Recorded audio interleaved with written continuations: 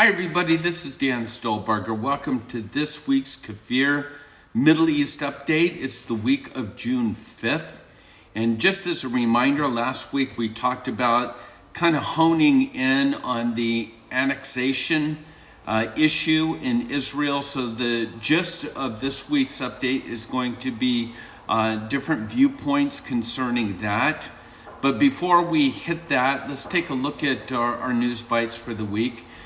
We talked last week about cyber terrorism with Iran, and Iran attempted to pollute or to poison the Israeli water system by exponentially increasing the amount of chlorine that's added to the water. And it could have been devastating, but it was detected by the Israelis. We then mentioned that kind of tit for tat, the Israelis sort of launched their own cyber terrorism on one of the newest ports in Iran that caused a major disaster. And I got a feeling it's going to continue to go back and forth. So this was fortunate because it could have been a major catastrophe for the Israelis if they would have been successful in poisoning the water supply. In a rare moment of candor, the founder of the BDS, that's Boycott, Divestment, and Sanctions, his name's Omar Barghouti, he confirmed that the BDS's endgame, this was an interview that he had in England, he says that the endgame for the BDS is to create the environment that Israel would cease to exist. So there you have it. And there's no holding back. You have to understand the goal of the BDS. And then Israeli officials are beginning to put together a plan to deal with the expected diplomatic fallout from moves when this annexation begins of the West Bank. You know, there's going to be massive, well, let's get to the different articles concerning that. But before we do, Lebanon, there was an incident a few days ago. 2 IDF tanks crossed the northern border fence into the Israeli enclave on the Lebanese side of the border. And the tanks were operated in the area for several hours. They were approached by the Lebanese army soldiers, Hezbollah fighters, and UN peacekeepers. No exchange of fire. Some of the Lebanese troops were armed with rocket-propelled grenades. This incident, which took place in the spot where the international border lies north of the border fence, this might have been Israel's way of showing force because of several infiltration attempts from Lebanon over the last couple of weeks.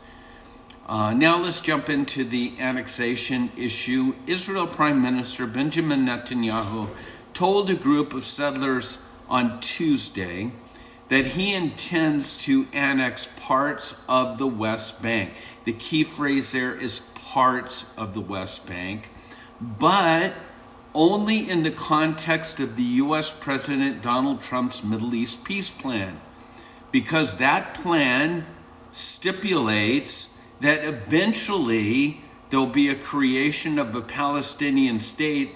Just that fact alone, it is opposed by many settlers or leaders of the settler movement. Yossi Dagan, who's head of the Samaria Regional Council, said before the meeting, "This is a red line for us. Palestinian statehood. There's no way that we can accept, because of what's taken place in Gaza, we cannot accept the West Bank being the home to rocket fire and massive terrorism." And so we're going to have to wait and see what's going to transpire. Now, Jared Kushner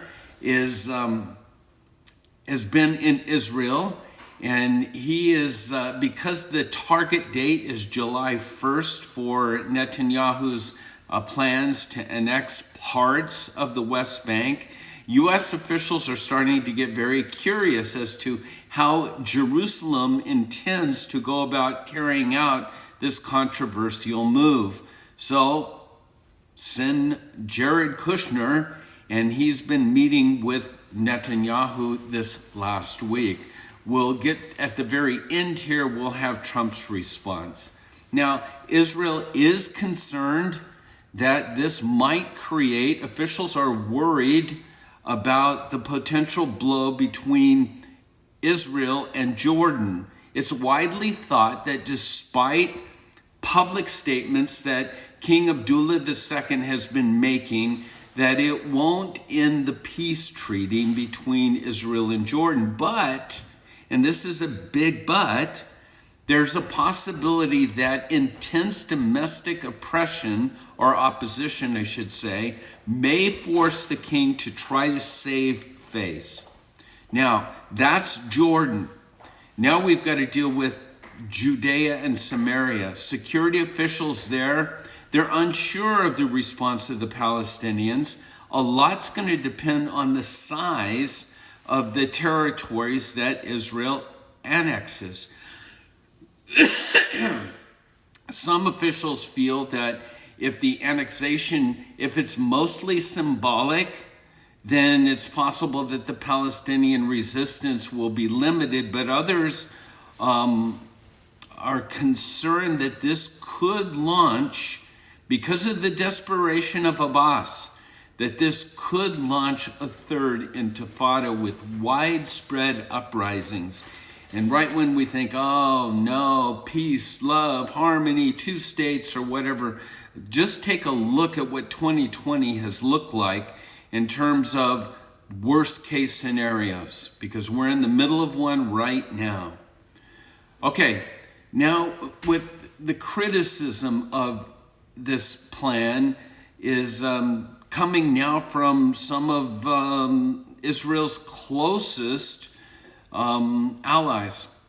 They're saying that unilaterally, if Israel redraws the Middle East maps, that literally that will destroy any lingering hopes for establishing a Palestinian state and reaching any kind of two-state solution. Now, the Saudis and many of the Persian Gulf states have sort of cozied up to Israel. They've made their thoughts known that they want to continue to be closer with diplomatic ties and economic sharing with Israel. They've sort of said in so many words, the Palestinians have blown every chance that they've had, but because of the tensions that are there, it's going to be a backroom decision. Their vote of confidence will not be out in the public, but it'll be in the back rooms. Sources tell us that this is what's transpiring at this particular time. With that in mind, Joel Rosenberg, the evangelical activist that's written amazing, you probably all read some of Joel's books. He's a longtime supporter of the settlement movement in Israel. But again, remember, where there are two Jews, there often are 3 or 4 or 5 different opinions. But I thought this was interesting from Joel Rosenberg, where he said that I'd love to see the day that more of the biblical lands of Judea and Samaria can peaceably be incorporated into the state of Israel, and count me as one who thinks at this time, however, our priority needs to be creating historic peace treaties, economic ties, and strategic security alliances with the United Arab Emirates, Saudi Arabia, Oman, and even Morocco and Sudan. And so he's kind of putting his foot off the gas pedal a bit because he feels like this will slow down what's already a momentum that's building in creating these alliances. Yamina is one of the political parties in Israel that's solid right, but Naftali Bennett basically who was the defense minister, has withdrawn Yamina from the coalition because he doesn't feel like Netanyahu is far enough to the right. And he made the statement that the U.S. President Donald Trump, no doubt, has proven to be a great friend of Israel. And we're grateful, he goes on to say, but applying Israeli sovereignty to the areas of the land of Israel, this is a historic act, but establishing a Palestinian terrorist state at the heart of our country will be an existential disaster.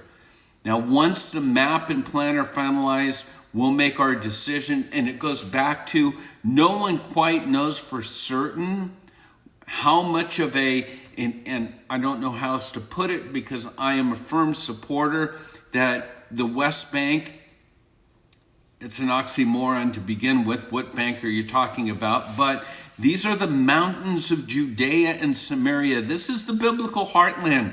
This is Israel. And so I think it's important that it goes back into the hands of Israel, but no one quite knows for certain at this time what Netanyahu has in mind in terms of annexation. I've included in the PDF, and by the way, you can get the PDF at our website, holygroundexplorations.com, or just click the link in the YouTube. But this is the Vision for Peace map, and these green areas will at one time or another, at one point or another, has the possibilities of becoming the Palestinian state. All other areas will be annexed to Israel. Now, I mentioned what's the U.S. stance in all of this. With what has taken place with the civil rights movement right now, it's very unlikely that Washington will approve any major Israeli move to apply sovereignty to major parts of the West Bank by July 1st. Israeli media reports indicate that Trump's administration is so preoccupied by the COVID-19 and the racial riots that are going on that it's going to take weeks, if not months, for a joint U.S. mapping committee to complete this work. Meanwhile, the Palestinian Authority is reaching out to China. That's a whole other issue. We'll probably talk more about that next week.